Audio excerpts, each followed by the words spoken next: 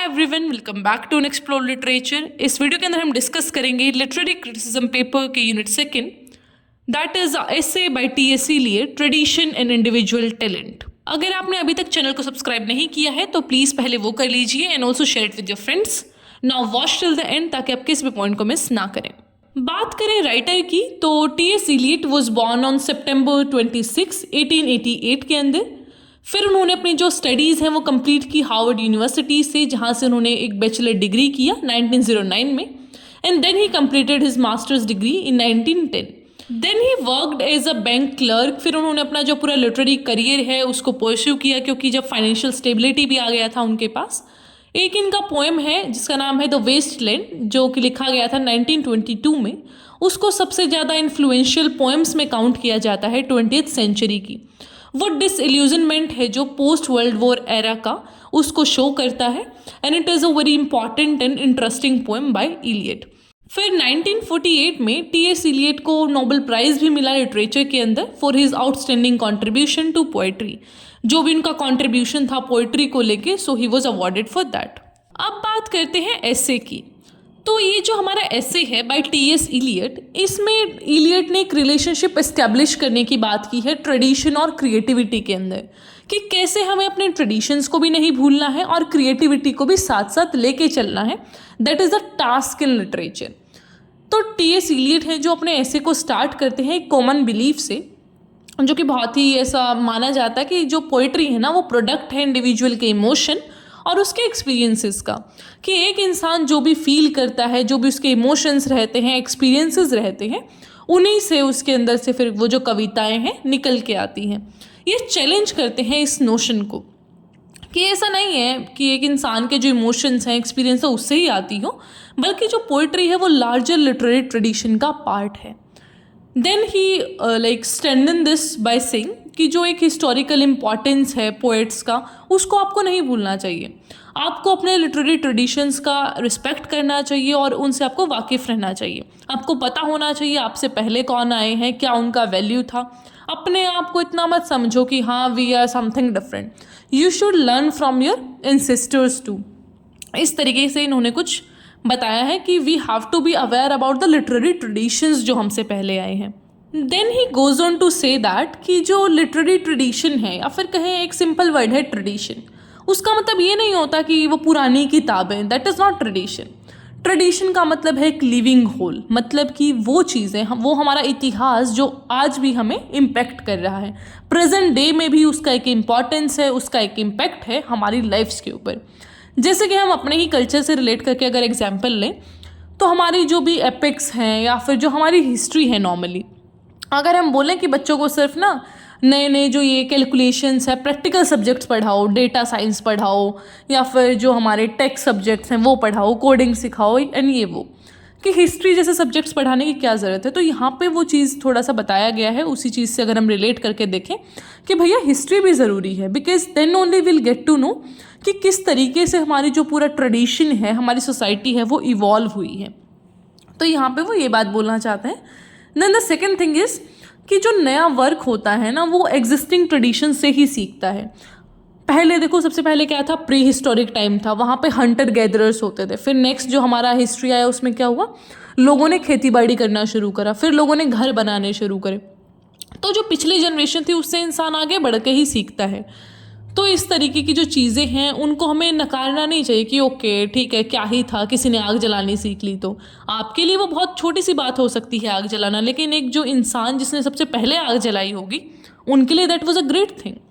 तो ये चीज़ यहाँ पे हाईलाइट की गई है। Then Eliot introduce the idea of dissociation of sensibility, कि आप क्या कर रहे हैं, अभी जो कंटेम्प्रेरी पोएट्स हैं ना वो डिसकनेक्टेड हैं अपने पास से। वो अपने पास के जो पोएट्स हैं उनको कुछ समझते ही नहीं है। दे आर लाइक ओके हमने एक नया ट्रेडिशन शुरू कर दिया, पास्ट में कुछ और था। भैया सभी पोएट्स एक हैं, हमारा एक जो लिटरेरी हिस्ट्री है उसका आप रिस्पेक्ट करिए एंड लर्न फ्रॉम देम। ये जो डिसएसोसिएशन का एक आपका इमोशन आ रहा है, एक फीलिंग आ रहा है, दैट इज़ वेरी रॉन्ग। फिर वो आर्ग्यू करते हैं कि एक जो पोएट का माइंड होता है that should be receptable for the entire literary tradition, कि आपको सिर्फ इमिटेट नहीं करना है। आपको ये नहीं कि आपके पिछले जो राइटर्स ने लिखा उसको उठा के कॉपी पेस्ट करके लिख दो या फिर कुछ नए वर्ड्स में लिख दो, उसको ऐसा नहीं करना है।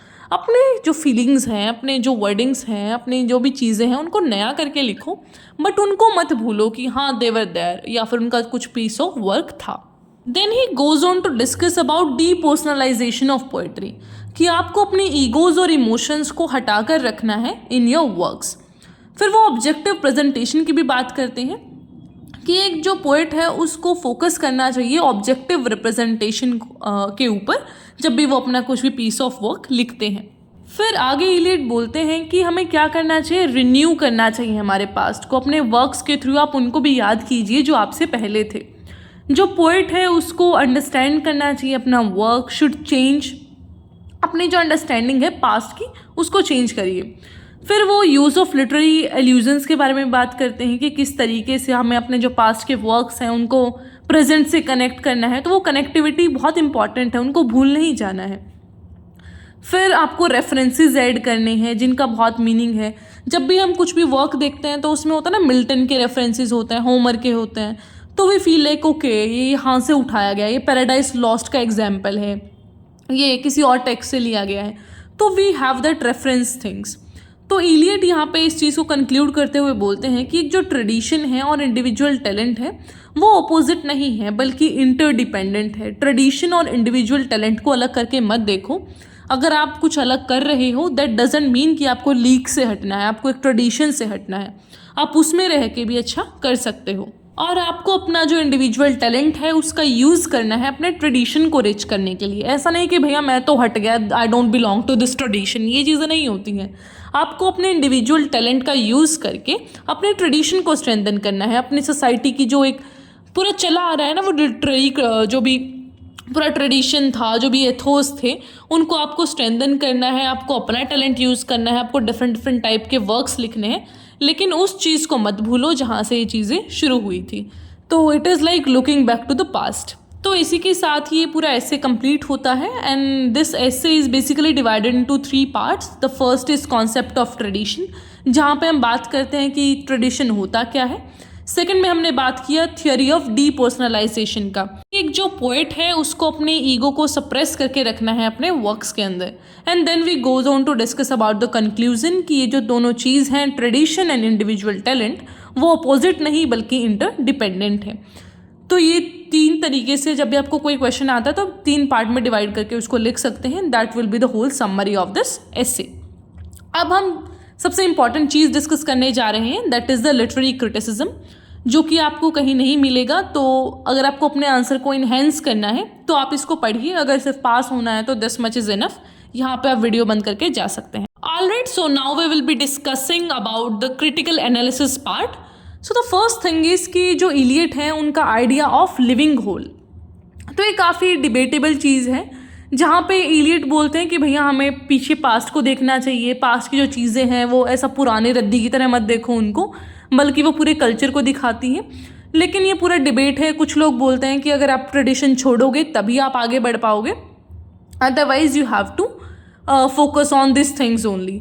तो कुछ जो लोग हैं वो इलियट को बहुत ही ऐसा यूरोसेंट्रिक पर्सपेक्टिव से देखते हैं कि ये तो यूरोप के कल्चर को ही फोकस कर रहे हैं, he is not talking about anyone else. तो ग्लोबल पर्सपेक्टिव की यहाँ पे कमी है। Then the second thing is Eliot view of poet is a medium for the tradition, कि एक जो पोएट है वो कनेक्टिंग लिंक का काम करता है पास्ट और प्रेजेंट के बीच। तो यहाँ पे जो क्वेश्चंस हैं वो रेज किए जाते हैं पोएट के रोल के प्रति। तो क्रिटिकल जो आर्ग्यूमेंट्स उनकी बात करें तो पोएट सिर्फ एक ट्रांसमीटर नहीं है ट्रेडिशंस का, बल्कि वो एक क्रिटिक भी है, विजनरी भी है, इंटरप्रेटर भी है। वो सिर्फ यही नहीं कि पिछली बातों को उठा के आगे चेप देगा, ऐसा नहीं होता है। He have to criticise that, he have to also like visualise those things, interpret भी करना है। जो चीज़ अच्छी है उसको रखो, जो चीज़ बुरी है उसको चेंज करो। तो वो सारी चीज़ें एक पोएट को करनी होती है।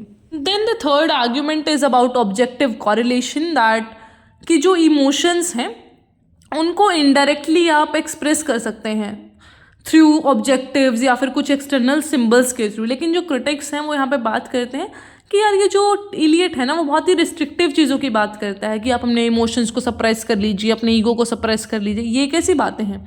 जब तक आप अपने आप को खुद से एक्सप्रेस नहीं करोगे फुली तो वो चीज़ें नहीं हो पाएंगी। आपका जो full range of emotional expressions है वो आना चाहिए।